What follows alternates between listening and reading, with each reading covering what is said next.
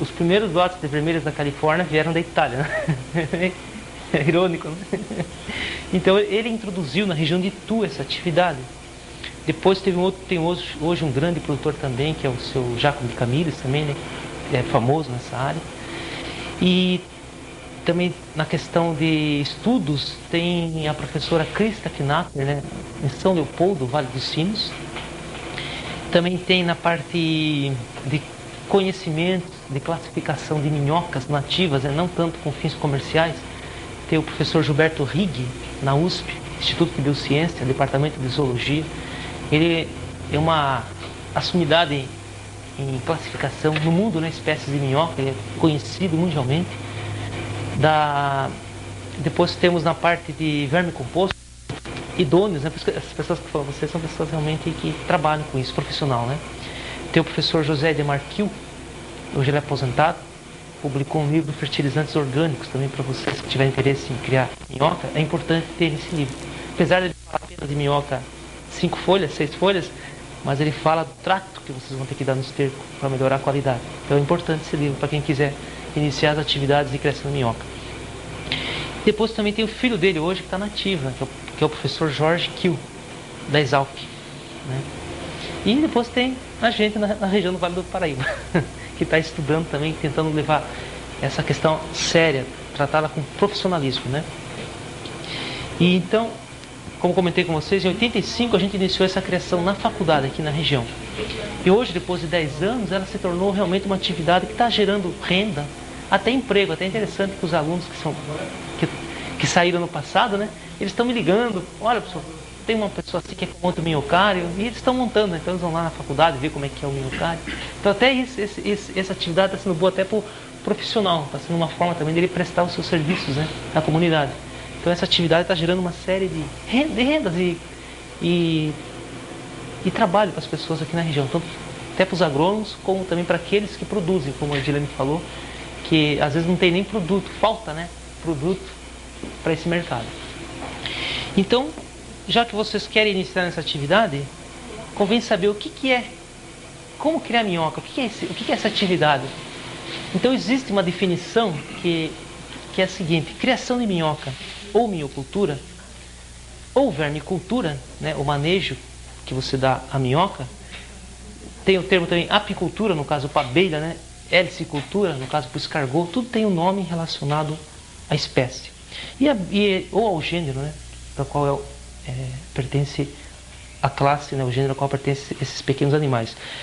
E no caso da criação de minhoca, tem uma definição também chamada de vermicultura, que nada mais é do que uma técnica adotada, né, onde você usa as minhocas para produzir o fertilizante orgânico. Nesse caso é o humus, ou vermicomposto, ou esterco de minhoca, conforme a definição dada por vocês. E essa atividade, né, ela tem hoje no Brasil ainda como objetivo do produto final a obtenção do humus, né? Acredito que o mercado promissor das minhocas no futuro vai ser a produção de proteínas obtidas a partir da criação de minhoca. No Brasil ainda essa atividade é incipiente, né? Tem pessoas ainda que estão começando a se organizar e a estudar esse assunto. Você pegar a minhoca, desidratar, fazer a farinha de proteína, né, para incorporar a ração animal e humana. Também já estão, o pessoal em Curitiba, um grupo em Curitiba está trabalhando nesse sentido, de elaborar as técnicas, como eu vou fazer o secamento para que ela não perca as proteínas, o valor proteico. Também está sendo, esse eu acredito que vai ser o mercado futuro. Aí o humus vai ser resíduo. E que resíduo, né? Então, hoje no Brasil, então, em função da criação, ela está voltada mais para a produção de humus, como vocês vão ver aqui. E devido às características, né, físicas do humus, ele ser poroso, a qualidade química dele, dos nutrientes, e também da relação desses dois aspectos, ele é também um fator importante para ativar a biologia do solo. Ou seja, se aplica esse material no solo, você acelera a atividade dos micróbios na terra, e isso favorece muito o desenvolvimento das raízes das plantas, que eu também vou explicar lá na frente para vocês. Então, em função dessas características todas do humus, ele é usado como adubo, como fertilizante orgânico no solo. E também eu te falei que a atividade futura da criação de minhoca vai ser a exportação, né, ou a produção de farinha para o mercado interno ou externo, é justamente a produção de farinhas, né, ou utilizar a própria ração para alimentar o animal. Por exemplo, quem vai criar rã? Na rã havia um grande problema. A rã não come, depois de adulta, a comida se ela não estivesse mexendo. Não sei se vocês já ouviram falar disso. Né? Então até eu lembro, nunca esqueço da história de um padre em Bauru. Acho que por ele trabalhar no convento, ele ficava o dia inteiro com uma varinha, cortava os bofes, jogava e ficava com a varinha mexendo para a rã vir em convento. Ele criava a rã dessa forma, ele conseguiu quebrar o ciclo, né? Aliás, ele conseguiu unir o ciclo de reprodução da rã. Só que é muito trabalho. Aí depois dessa técnica veio o quê? A criação de larvas de mosca para você empanar na ração e dar para a rã comer. Né? Mas é uma atividade porca, né? Imagina aquela gaiola com peixe podre atraindo mosca. Né? E hoje em dia os pessoal já estão substituindo essa técnica pela utilização de minhocas, dando minhoca realmente para a rã. Então, estão associando a criação de minhoca com rã, criação de minhoca com peixe. E também o excedente das minhocas você pode dar para criação de animais como aves, né? Porcos também comem minhoca, gostam de minhoca.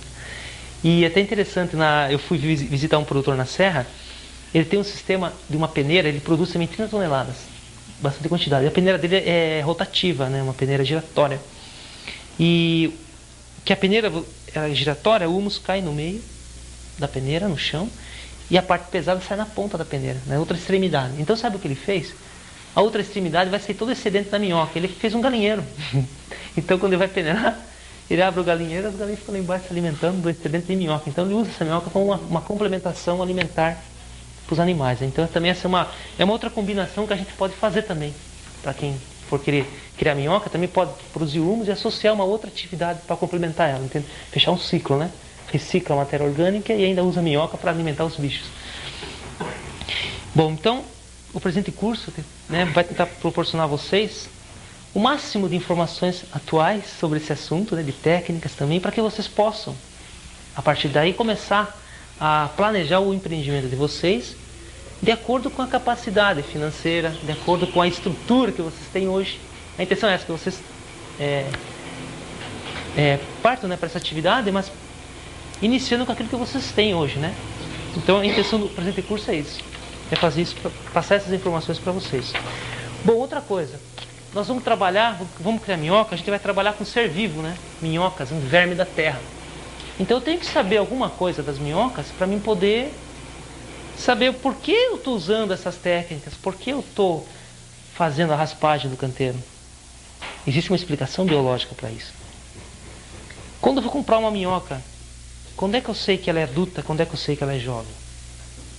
Entende? Tudo isso também você tem que saber da biologia da minhoca.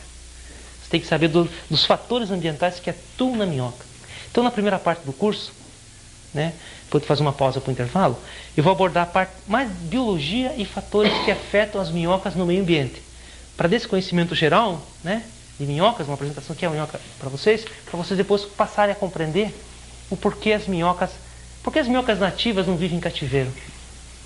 Quando eu falo não vivem em cativeiro, eu estou dizendo que elas não fecham o ciclo reprodutivo no cativeiro. Sempre uma pergunta, por que muitas minhocas nativas não são utilizadas, apesar do Brasil ser um dos países que mais identificou minhocas nativas no mundo? Também vou falar para vocês lá na frente. Bom, então, no meio ambiente existem fatores como água, né, umidade, a matéria orgânica. O que é a matéria orgânica? Aqueles restos de capim, folha, galhos que caem na terra. A textura da terra, se ela é arenosa, se ela é argilosa, barrenta ou arenosa. pH, se é ácido ou alcalino. E a temperatura. Esses fatores externos regulam a atividade da minhoca na natureza e também regulam a atividade da minhoca dentro dos canteiros. Então é importante saber um pouco, um aspecto geral desses fatores. Tem minhocas que gostam mais de comer material fibroso. Por exemplo, a californiana, ela já gosta de pegar um material mais mole. Ela é bem preguiçosa, ela não consegue consumir muito material fibroso, muitas folhas tenras, né? No caso, se vocês pegarem o almeirão e colocarem em cima do canteiro, elas consomem todo o almeirão. Elas comem até o almeirão verde, sem estar curtido. Então, a questão da matéria orgânica é importante, porque ela é o alimento para as minhocas, né? E até aqui no Urbanário é interessante que tem uma criação de 3 espécies de minhocas, né? No mesmo canteiro. É até interessante, como é que você consegue colocar 3 espécies dentro de um canteiro? A gente especula para tentar explicar, a gente está querendo sempre explicar, né? Talvez o que está acontecendo é que cada minhoca, quando se coloca o esterco, ela consome, por exemplo, dentro do próprio esterco que você colocou, uma parte que não está totalmente decomposta desse esterco, né? Aí ela consome aquilo e libera as fezes dela, que provavelmente sirvam de alimento para outra minhoca. Então, a gente tenta explicar por aí esse ciclo que se estabeleceu dentro do canteiro, porque geralmente são 3 espécies que vivem dentro do mesmo substrato, do mesmo alimento. Quer dizer, teoricamente elas teriam que se repelir, né, pelo alimento, mas não, realmente elas se combinam, né? As 3 que a gente vai ver aí. Então uma das explicações é essa, justamente a composição da matéria orgânica. Cada uma consome uma fração dessa matéria orgânica, né? Então não há competição de alimentos entre elas. Outro fator importante é a questão da textura, ou no caso no meio ambiente, né, a questão do solo arenoso e solo argiloso. Em solos arenosos, por serem mais porosos, a água passa mais rápido, existe um número menor de minhocas. Em solos barrentos, por ser mais pesado, as minhocas também não preferem essa terra porque vai faltar água. Isso acontece quando vocês colocam no canteiro um esterco que não tem um pouquinho de fibra. E se vocês não tiverem uma cobertura. Então, esse conhecimento da natureza se aplica agora na criação da seguinte forma. Quando vocês colocam o esterco verde, curtido, dentro do canteiro, o esterco ele é muito sólido, ele não tem muita fibra, ele não é poroso, e se vocês não tiverem cobertura, o que vai acontecer? A chuva vem, cai em cima do esterco, ele fica todo empastado como se fosse uma terra barrenta, né? E as minhocas vão querer sair dali porque está muito encharcado, falta oxigênio. Aí o que acontece? Vem um sol de repente, de verão, seca aquele material e trinca. Aí o esterco fica como se fosse uma terra argilosa, ele trinca, faz pedaços, fica muito duro, difícil para a minhoca se locomover. Então o ideal é que ele fique poroso, semelhante a uma terra meio arenosa, meio argilosa, entendeu? Que ela não gosta nem tão seca, nem tão úmida, a minhoca. Ela quer um material de textura média, que dê para o ar e a água entrar em equilíbrio, tanto na natureza quanto nos canteiros. Bom, outro fator também interessante que condiciona as minhocas tanto lá fora como no canteiro é a questão do pH, ou seja, se o material é ácido ou não. Na natureza, se você fizer cavocar a terra da superfície para o subsolo, vocês vão ver que há um predomínio de minhoca naquela faixa inicial da terra, né? onde geralmente todo o material orgânico já está decomposto. Então, devido à decomposição desse material orgânico, o pH dele é alto. Alto não, médio, em torno de 6 a 7. Esse é o indicador para vocês quando vocês forem curtir o esterco. Todo o processo de curtimento, todo o processo de compostagem, quando ele chega na fase final, que você vai pôr para a minhoca, o pH dele naturalmente vai estar em torno de 5,5 a 6,5 até 7, dependendo, né, do manejo que você dá na hora do curtir. Então o pH regula. Se você pegar o esterco verde e colocar dentro do canteiro, tem a urina do gado ali, ela é ácida. As minhocas então não vão comer, vão fugir desse material. Tá? Então se vocês realizarem o processo de curtimento que a gente vai comentar aqui, depois vocês também ver na prática, vocês vão acelerar esse processo de fermentação, e o esterco vai estar curtido e o pH vai estar adequado para as minhocas. Não há nem necessidade de querer mandar o esterco para o laboratório, tá? Porque só o fato de ele estar curtido, ele já está com pH neutro, nem ácido nem alcalino, que favorece muito o desenvolvimento das minhocas, né? Outra coisa importante é a temperatura, né? As minhocas elas preferem temperaturas ideais, tanto na natureza como no canteiro, entre 15 e no mínimo de 15 e no máximo de 28 ou até mesmo 30 graus. Tá?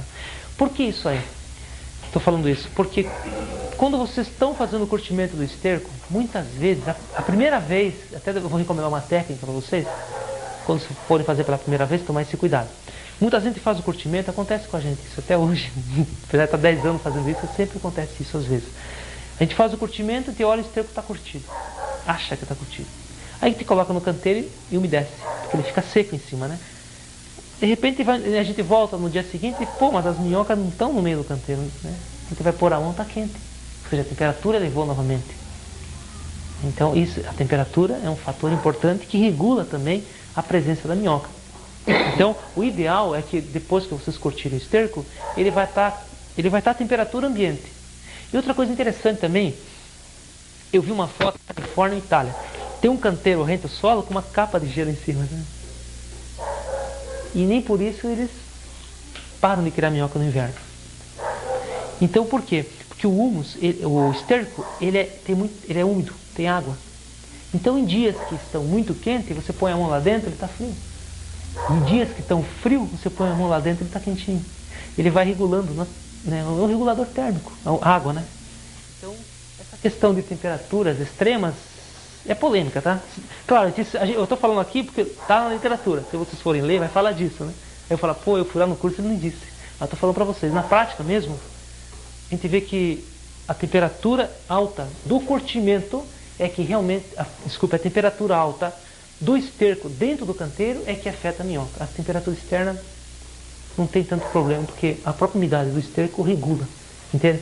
É que na literatura, claro, vocês vão ler mais depois para saber, e lá vai dizer, a temperatura, não precisa ter esse cuidado.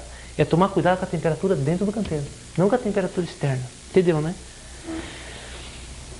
Bom, outra coisa, aqui é mais a título de curiosidade, como é que as minhocas se locomovem em cima de um canteiro, né? Na natureza e fora. Então existem, a minhoca ela se locomove, né, por dentro da terra, que mais pra frente eu vou falar em função do movimento dos órgãos, né? E existem dois tipos de transporte, o ativo e o passivo. O passivo é aquele que a própria minhoca caminha, né, se movimentando pela superfície. E o passivo é aquele quando você transporta uma minhoca para outro local. Um exemplo desse transporte foi o que aconteceu com a minhoca mansa, uma minhoca nativa brasileira, predominante na Amazônia. Ela foi para a Malásia. Puxa vida, andou, né? Como é que vocês acham que ela chegou na Malásia? Elas foram transportadas nas mudas de seringueira. E hoje essa minhoca é criada na Malásia. Entende? Uma minhoca nativa, nossa, que está sendo criada lá. E nós estamos criando a californiana aqui. Então, uma inversão de valores aí. Não, isso é só título de curiosidade para vocês. E outra coisa, as nativas, esse dado é interessante. Eu estava falando para um colégio que visitou a faculdade esses dias, não, no passado, né? Eu falei assim, a californiana vive 2 anos. E a molecada gravou aquilo, né? Aí eles foram no canteiro, eu falei, tá vendo? Acabou comida, as minhocas caminham daqui até o esterco. Dá uns 200 metros. O piazinho falou, professor, peraí. O senhor falou lá na frente que as minhocas caminham 4 a 9 metros por ano? Como é se essa aqui vive 2 anos? Como é que ela caminhou 200 metros? Vivo, né? Aí eu tive que voltar e explicar para ele, né? Que essa informação são das minhocas nativas, que vivem naturalmente na terra, né? Claro, estão ali em cima de um peso, né? Terra, né? Agora, no canteiro, a gente não tem essa informação, mas a gente sabe que a minhoca, em uma noite, se faltar comida no canteiro, a gente vai ver depois ali, se faltar comida no canteiro aqui, elas vão caminhar até lá embaixo, que elas sentem o cheiro da minhoca. Em função desse conhecimento que o produtor viu do dia a dia, ele elaborou técnicas para fazer a retirada da minhoca, que eu vou citar para vocês lá na frente, dessa atração que a minhoca tem pelo esterco. Estão vendo? Tudo isso está relacionado à biologia da minhoca? As técnicas. Ou até, é interessante que até o produtor, conhecendo ou não, mas só dele estar observando esses movimentos de comportamento, ele foi elaborando essas técnicas. Que eu estou tentando falar para vocês isso antes, para depois, quando for explicar a técnica, vocês lembrarem dessa questão teórica que eu estou falando agora. Bom, aqui ó, outra coisa também importante, e esse item responde muito o porquê não se criam minhocas nativas, porque as minhocas nativas têm dificuldade de serem criadas em cativeiro. É justamente essa questão. Categoria ecológica, né? Aqui um corte hipotético do solo, 0 a 50 centímetros. Existem grupos de minhoca e espécies de minhocas que vivem na parte orgânica da terra, chamada epigêita. Tá? Vivem na parte orgânica da terra. Essas minhocas não descem para a terra pura. Então, minhocas com essa característica são criadas em cativeiro. Californiana, a africana, a ferêntima. Essas minhocas são potencialmente para você criar em cativeiro. A minhoca louca, a minhoca do esterco também. Agora existem minhocas que vivem de dia aqui na parte da terra e à noite sobem para se alimentar na fração orgânica. Né? Essas minhocas aqui, para criar em cativeiro, vai ter inconveniente que você tem que colocar terra. Tem que colocar metade de terra e metade de esterco. Então fica antieconômico, né? Uma minhoca que tem essa característica é a miucçu, que o pessoal vende para isca no Mato Grosso. Só que a criação de minhoca hoje ainda ela é extrativa. As pessoas vão na natureza, tiram a minhoca da natureza e engordam ela no canteiro. Ela não consegue reproduzir dentro do canteiro ainda. Já tem pessoas tentando estudar para tentar reprodução, para evitar o extrativismo, né, a extração na natureza desse anelídeo. E tem outras minhocas que só vivem na terra mesmo. Então essas chamadas de endogeicas não têm potencial para se criar em escala comercial para a produção de humus. São aquelas que vivem só na terra mesmo, não sobem para se alimentar em cima. Então, em função desse conhecimento, as minhocas foram também utilizadas, né, para a criação comercial. Bom, outro aspecto importante também é a questão da biologia da minhoca. Que esse conhecimento também gera uma série de informações na hora do manejo, na hora da compra de matriz. Bom, a biologia da minhoca, como você a gente vê desde criancinha, né? Ela apresenta o corpo todo segmentado, né? Acho que aqui até está melhor. Ela apresenta o corpo todo segmentado, né, em anéis, né?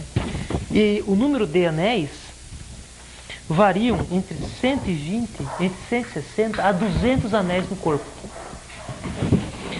E aqui estão os principais órgãos das minhocas. O prostômio, que é justamente um órgão que faz com que a minhoca fixe o corpo na frente e depois empurre para ela poder caminhar tanto no solo como no esterco. Depois tem a boca, tem as aberturas genital, as aberturas do receptáculo seminal aqui, as aberturas genitais masculinas, femininas e as masculinas. Tem as cerdas, que servem a função de apoio para a movimentação da minhoca, depois que o prostômio puxa ela para frente.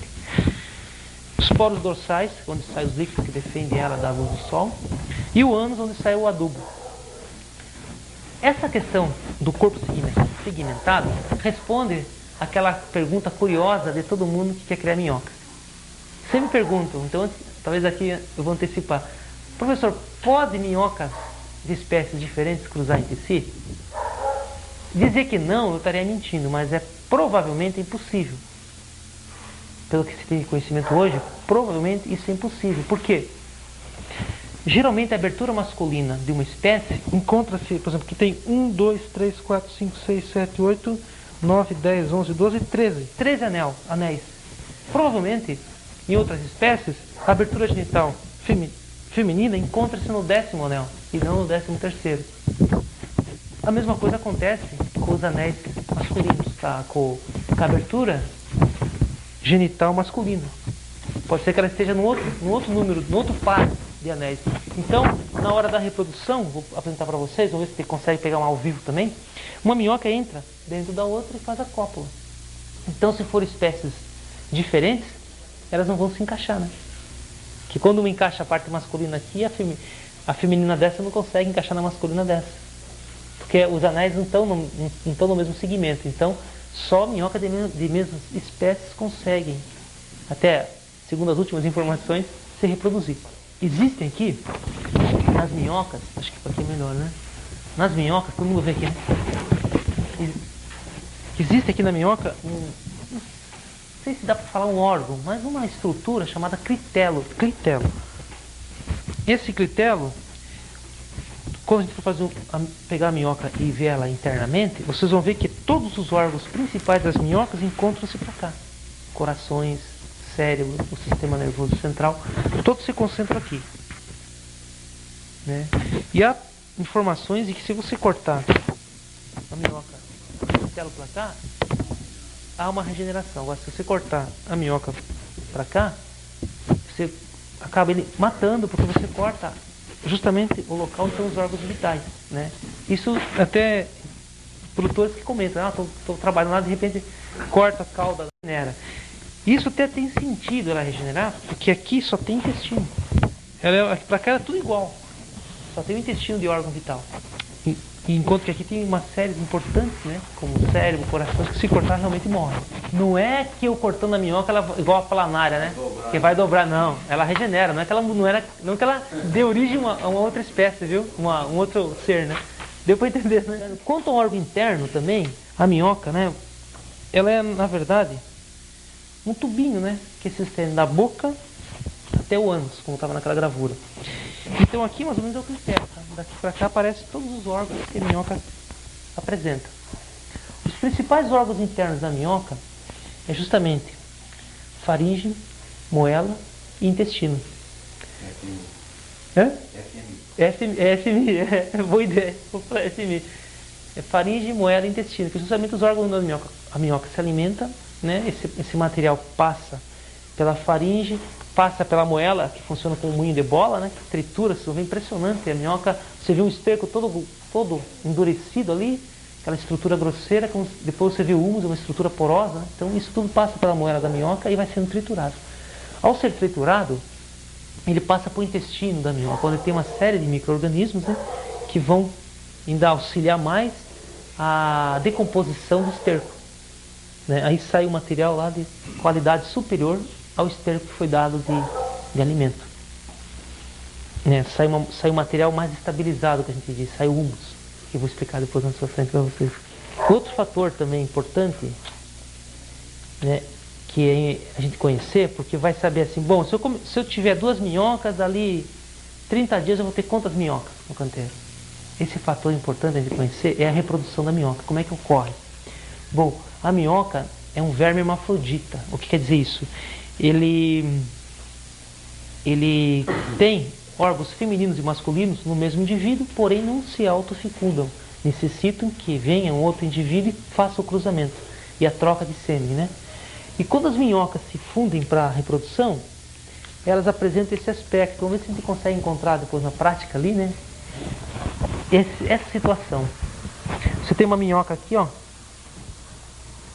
Ela entra no clitelo dessa minhoca aqui. O clitelo dela entra no clitelo da outra e se prendem. Se fundem uma a outra. E aí começa a haver a troca, né? A parte masculina da minhoca A penetra na minhoca B, na parte feminina da B, e a feminina da B na masculina da A. Aí há a troca de sêmen. E a fecundação. É uma... Nas duas, automaticamente. Né? Todas as duas ficam grávidas? Ficam grávidas. Né? E aí, após essa fecundação, né, o que ocorre? Ocorre a fertilização, de repente, ocorre a fertilização do óvulo dentro da minhoca. Ocorrendo a fertilização, a minhoca libera uma membraninha que passa pelo corpo, né? Essa membraninha ela traz os espermas que injetam o ovário e vem vindo no sentido, nesse sentido aqui, ó. Depois de fecunda, ela tem uma membraninha que vem trazendo os ovinhos. Vem trazendo os ovinhos até sair pelo corpo externo dela, não é interno, viu? Quando essa membraninha sai pelo ânus, não que saia por dentro do ânus, que ela passa por cima do corpo da minhoca, quando ela faz isso e sai do ânus, ela fica endurecida e forma um casulinho, que a gente vai ver ali, chamado euteca. Por que euteca? Biblioteca, por que biblioteca? É um conjunto de livros, né? Então a gente chama esse casulinho de euteca, um conjunto de ovos. Dentro desse casulinho que a gente vai ver ali, tem de 10 a 20 minhoquinhas. Isso quer dizer que, com 2 minhocas, em 30 dias, eu vou ter 40 minhocas. Está entendendo? Então você tem uma estimativa de quanto, se eu começar com X, eu vou ter tanto daqui 40 dias, daqui 30 dias. Sempre pegue 2 e multiplique por 40. E outra coisa importante, depois de 30 dias que ocorre a copulação, né, as eutecas são liberadas. Né? Desculpa, depois de 20 dias que a euteca é formada no solo ou no esterco, dali 20 dias as minhoquinhas eclodem dentro dessa euteca e saem as minhoquinhas brancas, elas não são vermelhas, são branquinhas. Após um mês que elas saem do casulo, elas estão prontas para reproduzir, ou seja, elas são adolescentes ainda.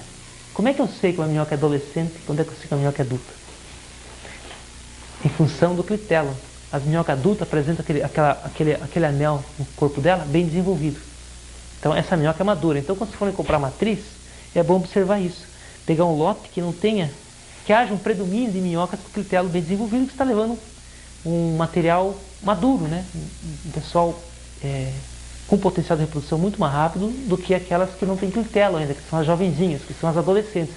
Elas também reproduzem, apesar de ainda não terem sexualmente madura, né? Mas tem capacidade de reproduzir também. E uma minhoca adulta, ela vai atingir o ponto de maturidade a partir de 180 dias depois que ela é liberada dos ovinhos. daquelas otecas.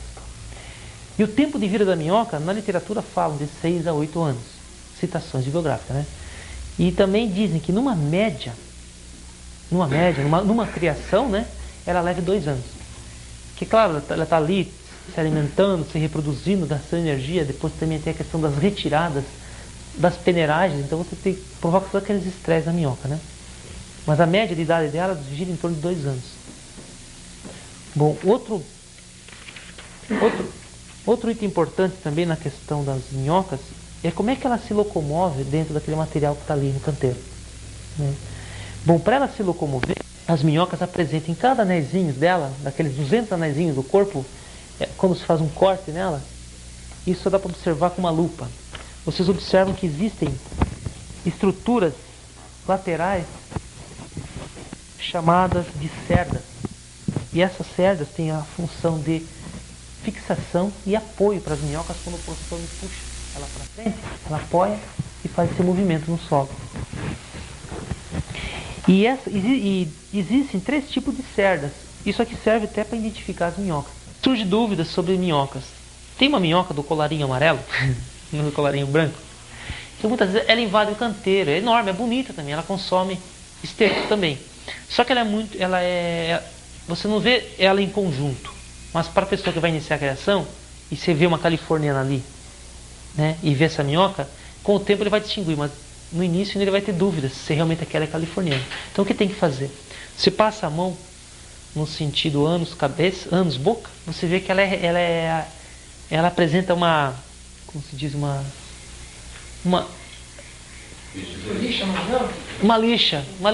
lixinha. Isso porque as cerdas estão dispostas assim, do ânus para a boca. Então você passando assim, você vai sentir, né, que ela engatar na cerda. E a californiana, você passa da boca para o ânus, ela é lisinha. Ela é lisinha justamente porque as cerdas estão nesse sentido, né? Então isso também serve para você e até classificar as minhocas. A cada 50 dias você faz uma retirada, você tem assim, vamos supor, se você tiver uma reprodução de minhoca por retirada, né? Dali 30 dias você tem 40 minhocas com 2. Dali mais 30 dias você tem 80. Depois você regra de 3 e vê com 1.500 minhocas. Tempo de ovulação, né? Contando o tempo de ovulação, Esse item é interessante agora. Minhocas. As minhocas, vocês vão ver na literatura, existem denomina-se 2 tipos de minhocas, mas mais em função da sua utilização. Por exemplo, existe uma infinidade de abelhas, porém se criam apenas 2 ou 3 espécies, né, que é a Apis mellifera, né? Tem a europeia e a africana, né? E os nossos índios conhecem, os carajás conhecem uma infinidade de outras espécies indígenas com potenciais de produção de mel, mas que nós técnicos desconhecemos a técnica. Com a minhoca é a mesma coisa. Existem 3.000 espécies de minhocas nativas no mundo, estima-se que existam 3.000. Dessas 3.000, apenas 1.800 são conhecidas. E dessas 1.800 conhecidas, apenas 5 são criadas em cativeiro. Quer dizer, não é nem 1%, né, do potencial de minhocas que existem para poder você utilizá-los em criação. Dessas 1.800 minhocas conhecidas, boa parte delas foram identificadas na América do Sul, no hemisfério sul, né, por trabalhos desse professor que eu citei anteriormente, o Gilberto Rick, né, também que tem um trabalho interessante nesse assunto, nesse tema de nativas. E o Brasil é um dos países que mais classificou minhocas, né? Mas não partiu para estudos de tentar adaptá-las a cativeiro. Bom, das espécies nativas, existe a Lubricus terrestres, existe a Alolobófora caliginosa, a Alolobófora clorótica, a Poreatódia caliginosa, e essa aqui é a verde amarela, nativa nossa, a Ferentinum havaiana. Essas daqui ocorrem bastante na região do hemisfério norte, né? América do Norte, Europa. Essas aqui predominam mais nas regiões do hemisfério sul, né? No caso, América do Sul, África, Austrália. Bom, das minhocas nativas. Das minhocas nativas, eu citei aqui um dado que eu também não sabia, a título teórico, mas cultura da minhoca. Que na Filipinas, essa Perionyx escavanthus, ela é criada, né, como para a produção de humus. Ela é domesticada para a produção de humus. No Brasil, acho que não tem ninguém que cria essa minhoca. Lumbricus rupelis. Essa aqui é a verdadeira vermelha da Califórnia. A Lumbricus rupelis. O que quer dizer isso? Que vermelha da Califórnia é um nome comercial, tipo aspirina, né? Fala-se aspirina com ácido salicílico, né? Então, e a outra espécie domesticada é a Eisenia foetida, que é essa que nós temos no Brasil, que é chamada de vermelha da Califórnia também. Mas o nome se originou com essa aqui, com os estudos feitos nessa, na Lumbricus rupelis. E essa aqui é a africana, a Eudrilus eugeniae, a africana, que também tem aqui, né? E aqui tem a nativa, a Ferentima, a Ferentima havaiana ou Ferentima diferinis, que também popularmente conhecida como minhoca louca, aquela que você toca assim, ela sai girando, né? É bem agressiva. E segundo o professor Gilberto Rigg também, ele comenta que no Brasil, em criações comerciais, a mais utilizada, pelo menos para que chegou para ele identificar, foi Eisenia foetida e a africana, a Eudrulis. Essas são comumente criadas na maioria dos produtores existentes no país. Porém, já está entrando agora na criação essa aqui, Ferentima, é recente, já estão conseguindo associar ela à africana, mas gostam desse subproduto da indústria de café. Isso até foi interessante. Uma ex-aluna daqui da agronomia, que se formou aqui, foi trabalhar no Espírito Santo, e lá ela solucionou o problema das indústrias do café. Através as minhocas passaram a consumir esse resíduo. Então, esse que era um problema para a indústria, foi solucionado através das minhocas. Bom, outra coisa também que pode ser utilizada é o composto orgânico, né? Ou rural, ou também proveniente do meio urbano, ou seja, o lixo. Também um material que pode ser utilizado para criação de minhocas. Outro é o lodo de esgoto. Curitiba já está desenvolvendo pesquisas, né, nesse sentido, para utilizar a minhoca para reciclar uma parte do lodo produzido pela cidade. Quando eu falo lodo de esgoto, veja bem, não estou falando daquele material que vem da fossa séptica, daquelas fossas, porque o lodo de esgoto ele recebe um tratamento nas estações de água, né, de resíduos. Eles colocam lá uma série de elementos químicos que vão, né, melhorando a qualidade desse lodo. Não é aquele lodo de fossa, não é aquele lodo sujo mesmo, é um lodo, também não é limpo, mas é um resíduo que é tratado, que gera esse resíduo. Você não tem tanto, mas mesmo assim temos que tomar algumas medidas antes, né, de poder utilizá-lo. Aqui eu tenho a composição, né, de alguns estercos, né, animais como equinos, cavalo, bovinos, ovelhas e porcos, suínos, onde você vê a composição desses elementos nesses resíduos. Sempre, na maioria dos fertilizantes orgânicos simples, como é o caso desses estercos, eles sempre apresentam esses índices de nitrogênio, né, nessa faixa de 0,1 a 0,75%, o fósforo 0,13, 0,21, sempre essa variação nos fertilizantes orgânicos. Ontem, e isso está relacionado também quando você alimenta o gado. Ontem veio um senhor, me apresentou uma tabela, achei interessante. Eu olhei assim e falei, fósforo a 0,79, tá quase 1%, né? Falei, tem alguma coisa aí, né? Aí ele me disse o porquê. Ele alimenta o gado dele com cevada. E a cevada é rica em fósforo. Então foi por isso. Então o resíduo ficou com esses teores elevados de fósforo.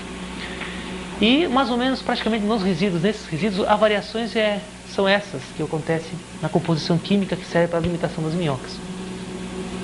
Um trabalho que a gente fez na agronomia, eu coloquei uma fonte de fósforo no esterco curtido e coloquei as minhocas e depois fiz as contagens da mortalidade. Interessante que quando eu coloquei fósforo nesse material, a taxa de mortalidade foi menor que 5% nas minhocas. E no material que não tinha fósforo, a taxa de mortalidade foi maior que 50%. Então, material que tem fósforo são mais atrativos para a minhoca. Ela tem uma afinidade por esse elemento.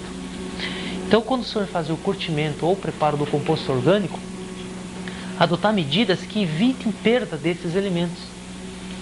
Isso foi um teste só com fósforo, né? Temos que fazer agora um com nitrogênio, com cálcio e magnésio, que constituem naturalmente a composição desses fertilizantes, que é a matéria-prima para alimentar as minhocas.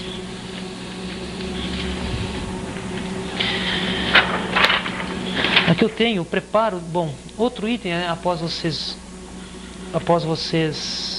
adquirirem a matéria orgânica ou esterco, é a questão de como eu vou preparar para manter a qualidade desse material.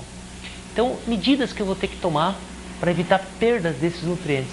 É evitar ao máximo o contato com o esterco com a ação da chuva, ou seja, que ele não fique muito exposto à chuva, que senão os nutrientes vão ser lavados pela água, e também não fique exposto à luz do sol, que outros nutrientes como o nitrogênio vão ser levados para o ar na forma de vapor, né, ocasionando a volatilização da amônia, aquele cheiro que dá no esterco. Então você tem que adotar medidas para evitar essas perdas. Outra coisa também, verificar se está ocorrendo a presença de formiga nesse material, para evitar que se transporte eles para o canteiro com esses predadores. Centopeias também, né, ver se são presenças de centopeia no esterco antes de colocar no canteiro. Tomar cuidado também com a sanguessuga, porque ela realmente dificilmente aparece, mas quando aparece, ela, tem que tirar todo o canteiro e fazer uma limpeza geral. Claro. Desde que bem curtido. É porque o esterco de galinha, ele vem misturado com a maravalha, né, com a serragem, né? A cama, né? Tem muita palha, demora muito para decompor, né? Lá a gente pegou, como lá do trabalho eu tenho problemas de resíduo, misturo tudo e põe tudo para curtir. Entende? Mas ela tem uma preferência por esterco curtido, sabe? Por esterco de gado mesmo. Há uma preferência por esterco de gado. Agora eu misturo, como para mim tem dificuldade de esterco, tudo que é resíduo eu estou misturando, dando curtido para ela. Então eu pego o esterco de galinha, misturo com o de gado, né? E quando fica tudo preto eu ponho no canteiro. Quando fica tudo escuro, curado, eu ponho no canteiro. Mas o melhor mesmo é o esterco de gado. Até interessante, a gente fez um trabalho no passado, eu peguei composto de lixo urbano, composto rural, esterco bovino e um lodo industrial, não lodo de esgoto, um lodo de uma indústria industrial. O lixo a minhoca não aceitou porque não estava bem fermentado, mas o composto rural, as minhocas engordaram 3 gramas em 15 dias. O esterco bovino, as minhocas engordaram 6 gramas em 15 dias. E o esterco, esse material que eu estava testando, 12 gramas, porque ele tinha fósforo. O índice foi daí que eu montei aquele experimento que você tem. E você pode suplementar com algum adubo fosfatado, fosfato de araxá, né? Vê o custo também, né? Porque é um adubo, né? É um insumo. Bom, outra coisa, aqui eu recomendo 2 técnicas. Para quem tem esterco em abundância, faz o curtimento. Em 15 dias você tem praticamente ele pronto para pôr no canteiro. Para quem tem problemas de esterco, eu recomendo a compostagem. É você misturar 3 partes de palha e 1 parte de esterco, né? Compostagem, que é você misturar resíduo agrícola, vegetal, com o resíduo animal, esterco. Faz aquele bolo todo. Vou apresentar para vocês depois no slide como é que ele fica. Porque aí você mistura esse material, não dá o esterco puro, é uma coisa que criar filho comendo filé mignon, não dá arroz e farinha nem feijão, né? Então tem que dar uma misturada para forçar ele a comer aquilo ali. Bom, o objetivo dessas medidas é justamente tentar melhorar ao máximo a qualidade nutricional, ou seja, segurar ao máximo os nutrientes nesse material. Evitar fermentação no canteiro. Então o preparo o preparo da matéria-prima, ou esterco curtido ou compostagem, é justamente para evitar fermentação no canteiro, principalmente. E também, no caso, para compostagem, é economizar esterco. Quem tiver problemas, como é o meu caso, eu tenho esse problema, faça composto. Bom, no processo de curtimento. Está sendo, há recomendações de aplicação de alguma fonte de fósforo, né? Você pode usar ou super simples, que é um adubo mineral, Ou o fosfato de araxá, que também é um adubo, né, proveniente de rochas, né, que você pode acrescentar durante o curtimento para evitar perdas de nitrogênio. Se você não usar uma fonte de fósforo, você perde 56% de nitrogênio. Aí quando você coloca uma suplementação de fósforo, a perda cai para menos 3%. Então ela segura o fósforo. É uma reação química lá dentro que segura o nitrogênio. E também outro efeito positivo de uma aplicação de um fertilizante mineral como é o Super Simples, é que ele contém na composição dele enxofre, né? 12% de enxofre. E de 10 a 12%. E esse enxofre funciona como um saneador, ou seja, ele inibe o desenvolvimento de micro-organismos patogênicos. Então você, além de segurar o nitrogênio, você também dá um tratamento a esse esterco, né? Evita que você se contamine com esses patogênicos.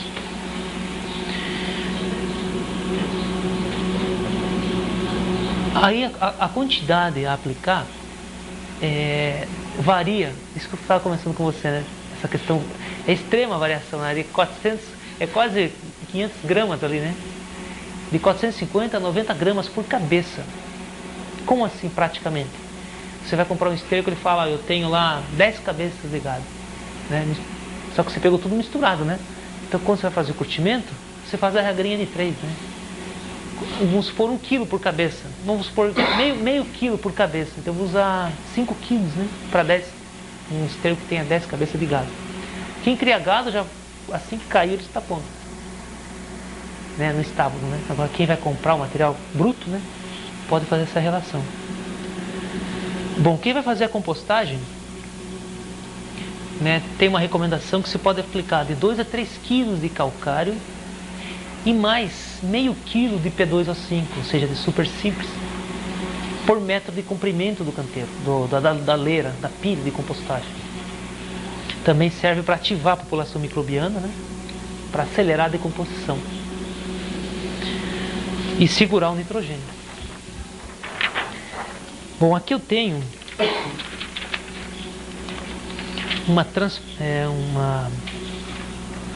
informações sobre fatores que afetam a compostagem, mais a compostagem, que também afetam o curtimento, que a gente tem que tomar medidas para evitar essas perdas e acelerar o processo de decomposição desse material para dar para as minhocas.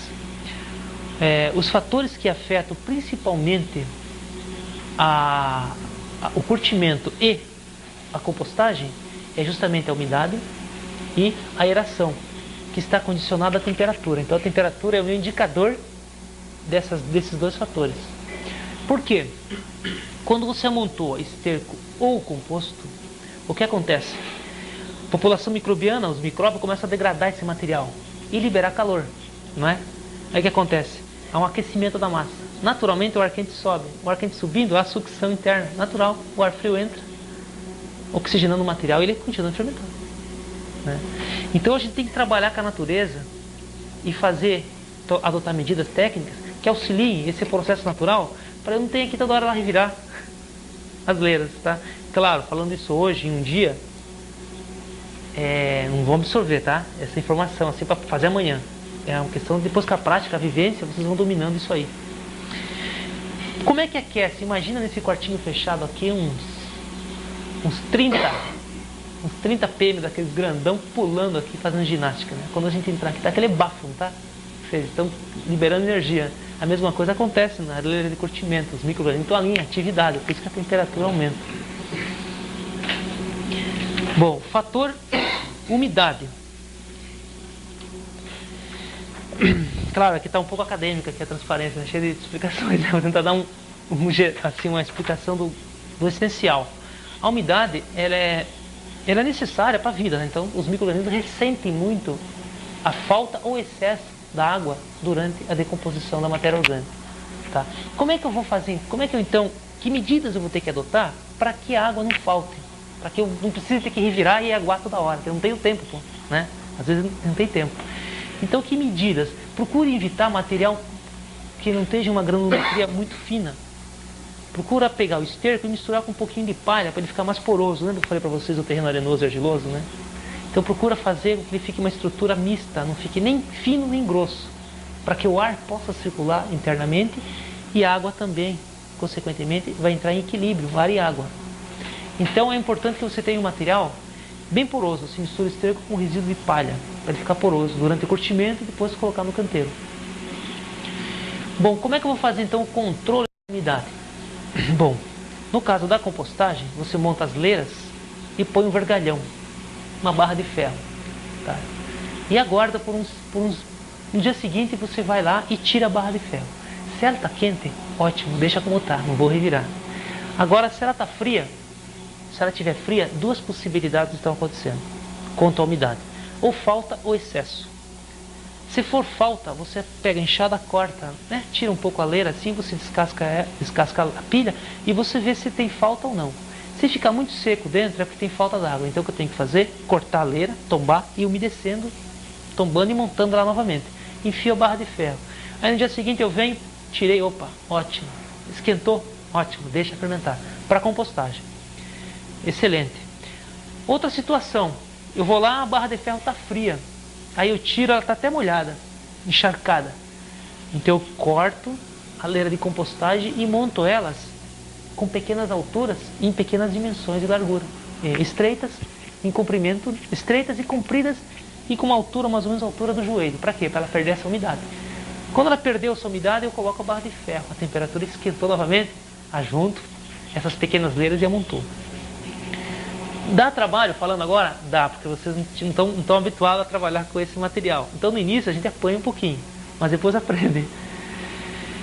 E uma técnica a gente está vendo aqui no Vale do Paraíba, que é bem definido, né? Épocas de seca e épocas de chuva, é justamente essa. Lá na faculdade a gente constrói a pilha de compostagem de duas formas, dependendo do clima. Vê, eu trabalho com fator ambiental, porque São Pedro é um bom sócio quando você obedece ele. O São Pedro não é um bom sócio, né? Manda chuva, às vezes não é o momento. Então tem que saber, tem que entender o São Pedro para trabalhar com ele junto, né? Então é assim que a gente faz lá. Leiras de compostagem, no verão, por chover muito, a gente constrói ela numa forma triangular. Para quê? Para que o excesso de água de chuva bata e escorra. E apenas uma pequena parte dessa água infiltre. No inverno, aqui no nosso caso, que é seco, né? No passado foi de maio a novembro, quase sem chuva, né? Eu precisava de água, porque venta muito. Engraçado, o vento resseca mais que o sol. E ressecava a leira, tinha que sempre colocar água. Aí a gente começou a adotar a seguinte prática. No inverno, construir a leira de uma forma trapezoidal. Apesar do desenho não estar representando essa forma, porque na verdade ela não fica, ela fica uma coisa desuniforme, né? Dessa forma, por quê? No inverno chove pouco. Então se chover, eu tenho uma maior área para absorção de água, né? Mais água será infiltrada. Então, em função dessa disposição da leira que eu construo, eu trabalho menos. Tem produtores que usam água de sabesco, no caso, né? Sem inconveniente nenhum, não tem inconveniente algum. Agora, mais uma vez a questão da água, se você puxar água de um riozinho que tem um banhado, há riscos, né, de sanguessuga e você acabar introduzindo no esterco. Há riscos também de você pegar uma água que o agricultor na frente despeja esgoto, né? Então você vai ter um material sujo, é até perigoso para você mesmo ser contaminado. Então tem que tomar esse cuidado também na questão da água, né? Saber de onde você está captando essa água. Outro fator importante é a presença do oxigênio, né? Como eu falei para vocês, quando vocês misturam todo esse material de granulometria de dimensões variadas, né? E composições químicas diversas, os micro-organismos vão atacar esse material e vão consumir. Só que para eles decompor esse material, eles precisam respirar. Então precisam de ar. Então quando você faz a pilha ou o curtimento, você tem que dar essas condições também. Como é que eu faço para dar essas condições? Eu misturo, como eu disse para vocês, com um sabugo de milho, sabe? Faz a debulha do milho, né? Tem aquele sabugo, é excelente, se enfia ali dentro e aí cria poros que aquele fluxo de ar natural vai sendo até melhorado. E até a drenagem, se porventura chover e ensopar a tua leira, ele vai sendo drenado. Tá claro que eu estou falando da leira ou curtimento do material fora do canteiro. Tá claro, né? Que tá fora, né? Tá? É que às vezes ele está familiarizado com o assunto, né? E acha que uma vez um cara me ligou, levantou a mão perguntando: ô, professor, mas isso é dentro ou fora? Eu falei, ele não entendeu, né? Fora do canteiro, tá? que são medidas para evitar que esse material aqueça no canteiro. Então, existe essa questão da fermentação que precisa do oxigênio. Um ponto positivo disso tudo é que quando você faz a fermentação bem feita do material, tanto curtido quanto compostagem, como a temperatura se eleva, você vai matar os patogênicos. Você já vai inibir a germinação de uma boa, no caso, se tiver esse problema de semente de braquiária, já vai inibir uma boa quantidade de sementes, serão inibidas a germinação devido ao aquecimento da temperatura. E até as tiriricas, que porventura vêm às vezes junto com o esterco, que compromete o humus, também já podem ser eliminadas. E larvas de formigas também já são eliminadas, só pelo fato de ter aquecido a massa, né? E o controle se dá também da mesma forma como aquele da umidade. Na realidade, a umidade regula a aeração regula a umidade, então que é igual à temperatura. Está entendendo? É assim, temperatura baixa. Se não for, vai ser sempre a umidade que vai regular. Porque em função da umidade, o ar vai circular internamente. Aí você também revira ou irriga a massa para ela novamente aquecer e continuar o processo.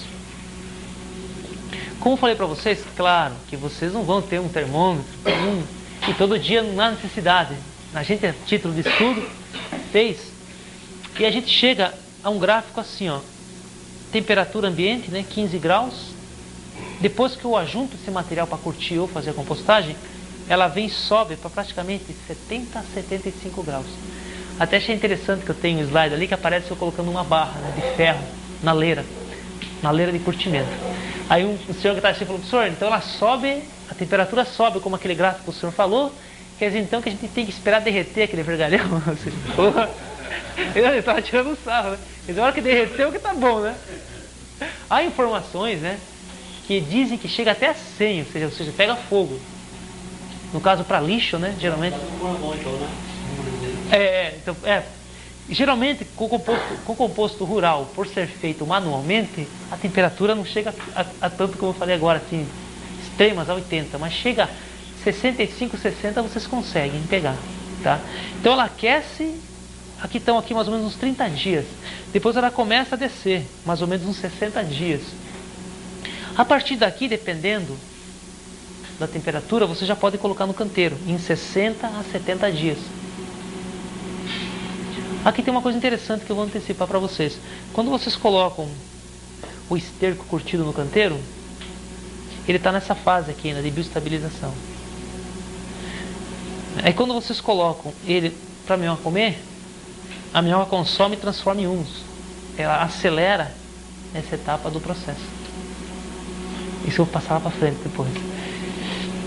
Outra coisa importante é que baixas temperaturas, quando você está fazendo a compostagem ou o curtimento, a temperatura está baixa, o seu tempo para a criação vai aumentar, ou seja, você vai demorar mais para iniciar. Agora, se a temperatura aumenta, o seu tempo para iniciar a criação diminui, está entendendo? Quando vocês vão iniciar uma criação, vocês vão levar, para quem for fazer o curtimento do esterco, vai levar mais ou menos 20 dias para colocar o esterco no canteiro. Tá? Quando vocês colocarem esse esterco no canteiro, vocês vão ter que ter mais a quantidade aqui, para depois de 30 dias colocar novamente no canteiro. É um ciclo. Então vocês estão iniciando hoje, vocês vão levar para o esterco curtido 20 dias, tá? Curtido, coloca no canteiro. Agora de 30 a 40, tem 60 agora, né? Então vocês vão levar mais ou menos 60 a 60 dias para poder comercializar. Isso no primeiro momento. Mas depois que você inicia o ciclo, vai ser mensalmente. Esse tempo diminui.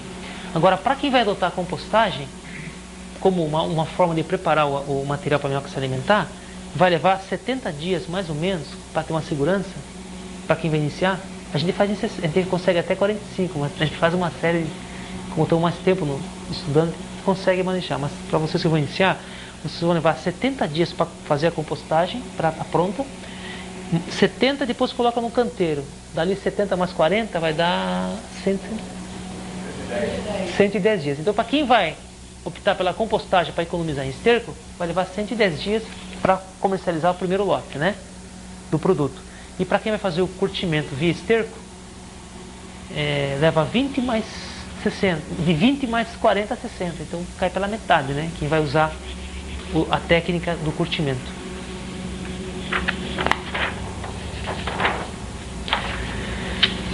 Foi o que eu antecipei agora para vocês. Tempo de compostagem. Então, esse tempo de compostagem vai depender das condições ambientais que eu falei para vocês, chuva, sol, vento, e também da condução, como é que vocês estão conduzindo essa decomposição. Porque, na verdade, vocês estariam sendo como a natureza faz aí fora, né? A matéria, as folhas caem no chão, é a natureza que conduz esse processo, né? E o processo da compostagem, do curtimento, é um processo que a gente induz a decomposição. Então, a gente que controla, tenta trabalhar com os fatores para acelerar essa decomposição, que é um processo que ocorre na natureza. Então, para a compostagem é de 70 a 90 dias. Para o curtimento é de 15 a 20 dias, esse tempo. Bom, como é que eu sei que o esterco está pronto para colocar no canteiro e que o composto, no caso, esteja pronto? A gente vai ver aí, nitidamente, o esterco, ele vai apresentar, o esterco ou o composto, eles apresentam uma coloração bem escura. Você olhando assim, você não consegue definir mais o material que deu origem. O que eu misturei para dar origem ao esterco curtido ou ao composto. E outra coisa, a temperatura desse material é fria, é a temperatura ambiente. Ele não está mais aquecendo. Esse é um ponto positivo desse material, dessa matéria-prima. Bom, aqui eu já comentei com vocês a respeito que a outra etapa, depois de você preparar o humus, o esterco, é você construir o canteiro. Então existem aquelas duas formas do canteiro, mas já descartamos o cavado, vamos partir só para o canteiro em superfície.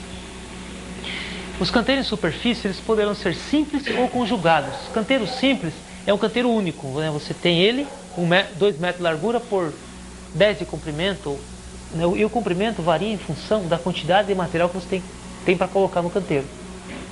E 30 centímetros ou 50 centímetros de altura. Esses canteiros deverão ter essa altura, por quê? Que é justamente a altura que a minhoca consegue trabalhar, nessa faixa. Que o ar circula até lá onde ela está trabalhando e também o peso é pequeno. Agora, se fizer 1 metro de altura e colocar as minhocas, elas vão trabalhar até 50. Né? Mais para baixo vai ser difícil porque vai faltar ar e esse peso todo em cima dela não suporta. Os canteiros simples, então, é você usar um canteiro assim, como aqueles usam. Agora, o canteiro conjugado é você aproveitar a parede de um e acoplar o outro. Esse é até interessante se vocês colocarem uma guilhotina, uma porta em uma guilhotina, né? Não todo o canteiro, mas alguns pontos do canteiro. Aí quando esse está pronto, quando esse estiver pronto, né? Você abastece esse canteiro aqui com o esterco curtido. Aí você só levanta as portas e as minhocas são transportadas para outro canteiro, depois você só vem raspando e tirando umas. Isso daí tem um pessoal em Caçapava que está fazendo. Já visitei um produtor e achei interessante também esse sistema. Facilita muito na hora da retirada do humus. Aquilo que eu falei para vocês, 1 a 2 metros de largura. Há produtores que estão fazendo 3 metros de largura. Por que 3 metros?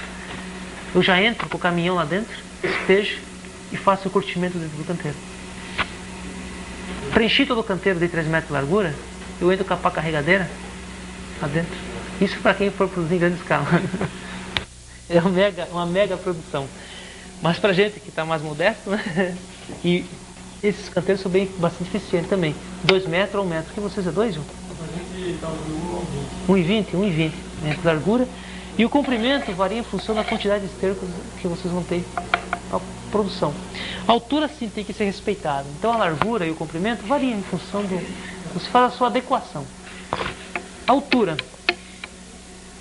A altura tem que ser padrão. Meio metro. 2 blocos, né? Vai ser essa altura. Bom, e sempre colocar o canteiro numa terra com leve declive. Quando é que eu sei que o humus é humus e ele não é esterco curtido?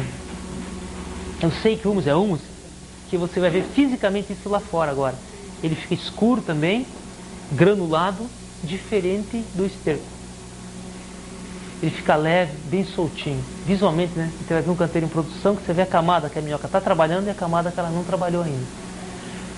Bom, um canteiro com as dimensões de 2 de comprimento, 1 de largura e 30 centímetros, ou seja, 6 metros cúbicos, em 6 metros cúbicos de canteiro, eu tenho aproximadamente 300 a 300 quilos de humus, em menos de meio metro cúbico. E tenho também aproximadamente de 5.000 a 6.000 minhocas ali por metro quadrado, nessa área aí. Então, o meu humus está pronto. Como é que eu vou fazer a retirada?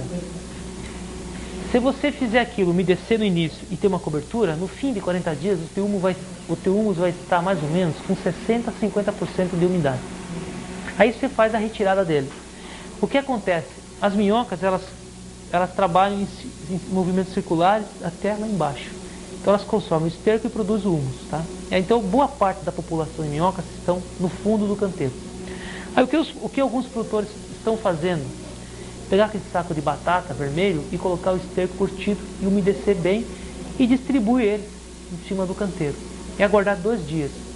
Aí em 2 dias, boa parte da população de minhocas sobe para dentro do canteiro.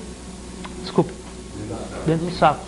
Aí você retira esse saco para as minhocas e põe em outros canteiros, né? Já usa para reproduzir em outros canteiros.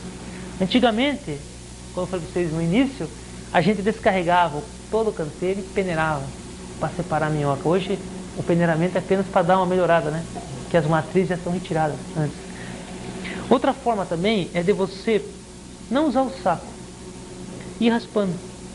Vamos supor que em 15 dias ela fez quase um palmo. Então você já tira 15 centímetros e vai sempre descendo até deixar a minhoca aqui no fundo. Aí colocar esse saco em cima, lá dentro, você deixa que elas trabalham. Para elas não tem férias, nem 13º, trabalham, não tem problema. E aí, aí o canteiro, não que todas as minhocas do canteiro saiam.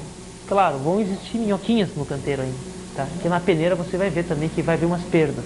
Mas mesmo assim, essas perdas não comprometem o teu empreendimento. Você pode continuar seguindo essa técnica. Bom, depois você faz um peneiramento só para melhorar a granulometria e a aparência desse material. Até antigamente o peneiramento era para separar a minhoca dos humus, agora não, é mais para você dar uma melhorada na qualidade do produto. A malha utilizada gira em torno de 4 a 5 milímetros, ou seja, a malha para arroz, para feijão. E a peneira poderá ser manual, como é daqui, e a mecânica. Outra coisa, o armazenamento. Depois que você pegar o humus, é bom você armazenar ele num local fechado, protegido do sol e da chuva, né? E geralmente são acondicionados em sacos de tela de fibras, né, vegetais ou plásticas, né? E a questão do armazenamento é o seguinte: sempre procurar vender o humus o mais rápido possível, para ele não perder a característica, principalmente nitrogênio. Então, qual o prazo para estoque? Não tem nenhum estudo ainda dizendo, olha, com precisão que em tanto tempo você vai perder tantos nutrientes. Então a gente recomenda que o mais rápido possível ele seja vendido, né? Ou usado.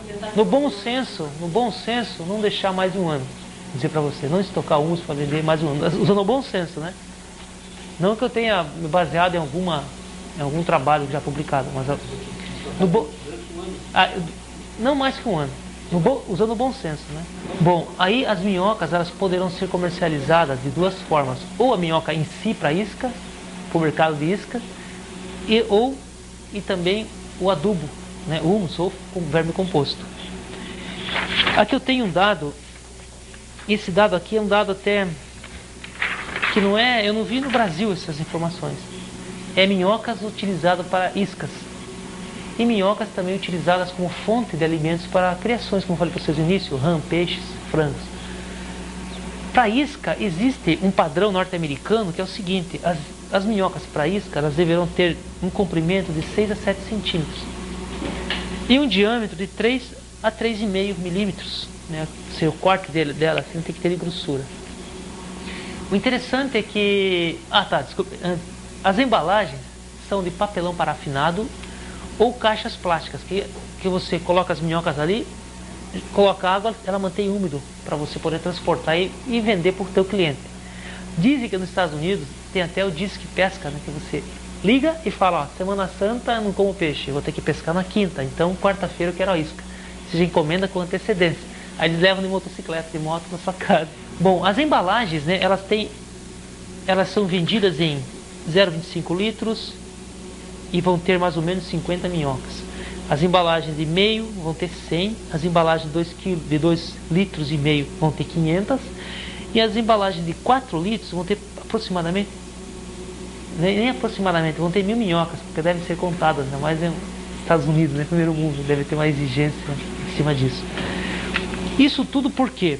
Para ilustrar o porquê, minhocas praziscas. E as minhocas utilizadas para a elaboração de ração, farinha para ração, para alimentação animal. Ela teve essa descoberta ou essa procura dessas minhocas se deu em função do quê? Do teor de nitrogênio que ela tem nas suas células, no seu corpo. Aqui tem uma tabela simplificada onde eu comparo farinha de Eisenia foetida, aquela que a gente vai ver hoje, e a farinha de peixe, ácidos que compõem a proteína. Observe que a minhoca não deixa a desejar. Então é um bom substituto também para a alimentação animal, para a fabricação de ração. Bom, e o produto realmente que tem mercado é o humus, ou vermicomposto, que é um fertilizante orgânico. Ele é comercializado em sacos de 50 quilos, ou poderá também ser comercializado em pequenos sacos de 2, 3, 4, 10, 20 e 30 quilos ou litros. Ainda está uma discussão a esse respeito. Nesses saquinhos, você coloca o teu nome, o nome da tua propriedade.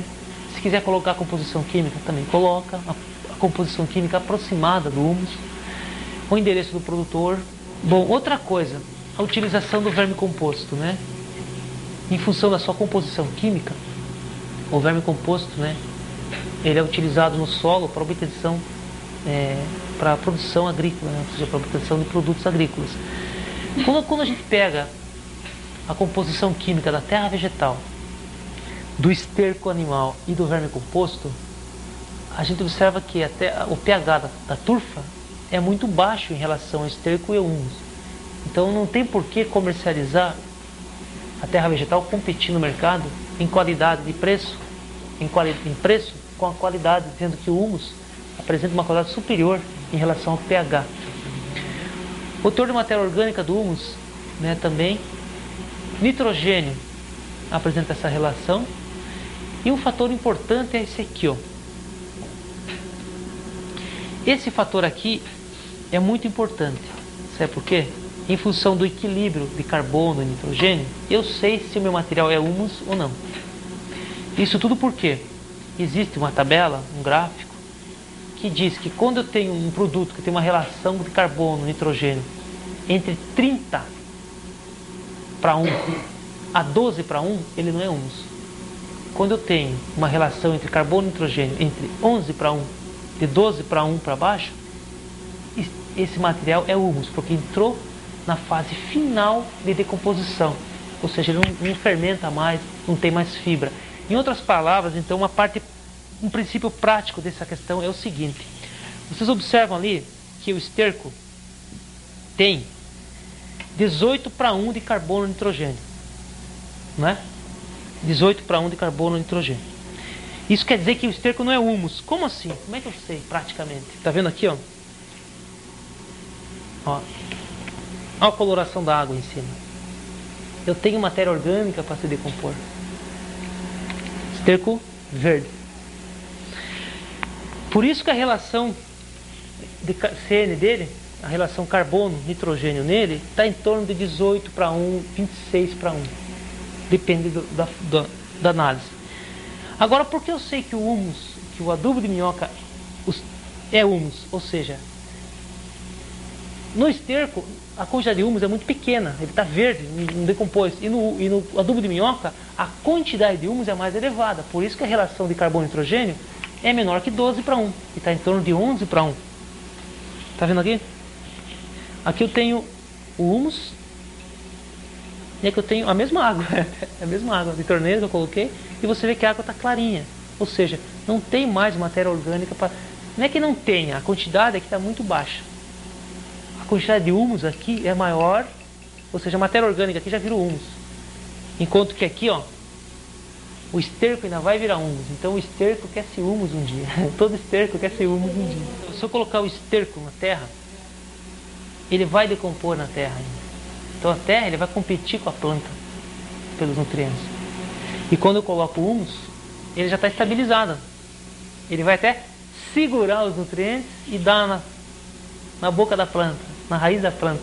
Ele vai reter os nutrientes. Eu tenho até um desenho que vai dar essa... O humus, por ser a matéria orgânica em estágio final de decomposição, ele é mais reativo na terra. Por ele ser pequenininho, ele é mais reativo. O adubo da minhoca é humus. O teor de humus é maior no adubo da minhoca, em relação ao esterco, em relação a outros fertilizantes orgânicos. Então é até interessante que o adubo de minhoca, além de ter humus em grandes quantidades, né, ele ativa o solo. Em que sentido? Ele retém os outros nutrientes que estão no solo. Ele segura, não deixa que seja lavado. Então a vantagem do humus sobre os outros fertilizantes orgânicos é essa aqui, ó. Que o humus, devido à sua composição físico-química, né, ele estimula a alimentação mineral das plantas. Vocês podem observar que tem as pessoas que quando tem uma lavoura perto dos canteiros, começa a aparecer raízes fininhas para dentro do canteiro. Esses dias foi interessante, o produtor me chamou, falou uma propriedade, porque está aparecendo fungo no meu canteiro. Quando ele falou fungo, parece ele falou umas hifas brancas, eu já saquei, é raiz de planta. Aí eu fui lá, ele tinha um sapezal em volta, aí a raiz da gramínea, né, estava tudo indo para o canteiro. E uma outra produtora também, ela tinha um pé de mamão próximo. Quando eu fui ver, a raiz do mamão estava tudo para dentro. Porque há uma afinidade da raiz, devido à composição do humus, né? Há uma afinidade de atração das raízes para esse material. E o humus no solo, olha o que ele faz. Eu fiz uma adubação em cova de milho. Eu adubei o milho na cova, no suco, né? No suco. E notei que a planta, a raiz se concentrou nesse ponto. Teve um produtor que falou para mim que ele fez o contrário, né? Ele plantou milho e depois ele colocou em cobertura ao lado do pé. Aí as raízes, como ela comentou, ficaram tudo em superfície, ficaram tudo assim bem próximo ao humus. Então realmente essa atração se dá devido ao fato do humus ter esse tamanho pequenininho, ele é reativo, então ele atrai a raiz da planta. Então quando eu falo humus, eu quero dizer o seguinte, que existe humus no esterco. Só que para o esterco aumentar essa quantidade, a natureza vai demorar muito mais tempo. Estão entendendo? E quando a minhoca come, esse tempo se reduz em 40 dias. Se for deixar na natureza, vai levar anos para decompor. E a minhoca acelera isso tudo. Ou seja, a minhoca fragmenta esse material, né? Quebra ele em pequenas partículas que fica mais acessível aos micro-organismos, né? Que aceleram a decomposição. Bom, então o humus, ele estimula o crescimento radicular. Dependendo da dose, ele estimula a formação de flores, que ele pode até inibir também, às vezes, a formação de flores, no caso da violeta. Então o próximo passo, assim, em função do adubo da minhoca, vai ser determinar quais as doses deverão ser feitas para cada cultura, né? Em função dos nutrientes que tem no humus e daqueles que a gente pode acrescentar para deixar eles adequados a cada cultura. Para a produção de flores, tem que ter um balanço de nutrientes para que não comprometa a floração, porque na violeta a gente nota que quando você coloca o adubo ali a olho, assim, né, sem uma dose recomendada, ou melhor, até sem dose recomendada, porque não tem nenhum trabalho feito a esse respeito, a gente nota que há um crescimento exagerado de folhas, de folhas, né? Então isso para hortaliças de folha verde é bom pôr humus assim, uma quantidade até, é bom se você chegar numa quantidade adequada, né, mas não tem problema se for no excesso. Agora, para quem vai produzir flores, já compromete. A gente vai ter que fazer um trabalho para determinar qual a dose adequada para as flores, para a gente poder ganhar esse mercado. Que para flores compromete um pouquinho. Bom, em função também dele ser muito pequenininho, ele reage com os micro-organismos do solo. Então eles reagindo com os micróbios do solo, os micróbios degradam os nutrientes e passam para a planta. Por isso então que o humus tem um efeito até de melhorar a eficiência dos adubos na terra. Então o fertilizante, o composto, o verme composto, que chama humus de minhoca, você vê que ele, além de fornecer nutrientes, devido a ele ser muito pequenininho, ele segura os outros nutrientes ao seu redor. Ele funciona como um catalisador, como um aditivo, né? Porque quando eu aumento a quantidade de humus na terra, o que acontece? Eu aumento a retenção desses nutrientes. A chuva vem, não consegue tirar ele, porque ele está ligado naquela força que eu falei, precisa da colherinha. Ele retém os nutrientes, igual a colherinha do café, que fica aquela gotinha ali, não fica? Só a raiz da planta tem a força de extrair do humus esses nutrientes. Então ele funciona como um reservatório, ele retém esse material. Se você tiver pouco humus, o que acontece? A chuva vem e lava. Se você aplicar esterco na terra, o que acontece? A quantidade de humus é pequena, então você não vai sentir esse efeito do esterco. Agora, se aplica o verme composto, que tem humus em quantidade maior que o esterco, você vê o efeito na planta. Aqui tem uma acerola, né? É até interessante, você vai ver uma acerola que está muito bem desenvolvida em função disso. Então, isso aqui mais ou menos é o que acontece, né, no solo. E o resultado é esse, ó. Quando a gente vai fazer a análise do solo, nesse trabalho aqui, eu não coloquei aqui a dose de 50 toneladas de esterco. Eu peguei a recomendação técnica, ali falava assim para mim, ó, bem atenção, 50 toneladas de esterco, mais adubo mineral e calagem recomendada para a cultura. Foi esse aqui, eu peguei 50 toneladas de esterco, mais calagem, mais a dose recomendada para a cultura. Aí eu peguei, bom, se 50 é o máximo, então eu vou pegar 20 de humus, 40 e 60. Só coloquei, nos vasos eu coloquei 40, 20, 40 e 60. E no outro, adubação mineral conforme a recomendação técnica. Quando eu fui colher o rabanete, ó, a adubação de 20 me deu uma produção igual àquela obtida com adubação mineral, mais calagem e mais 50 de esterco. Aí quando eu fui fazer a análise do solo, no solo que eu apliquei esterco, de 4 ele foi para 28, com 50 toneladas de esterco, de fósforo. Fui lá no fósforo, fiz a análise, olhei, de 4 que tinha, quando eu coloquei 50 de esterco, foi para 28 de fósforo. Quando eu coloquei 20 de humus, foi para 83. Quando eu coloquei 40, foi para 125. Entende? Então quer dizer que entre 20 e 40 seria a dose, que depois daquela curva de queda, né? Seria a minha dose limite que eu posso aplicar por rabanete. Então, naquela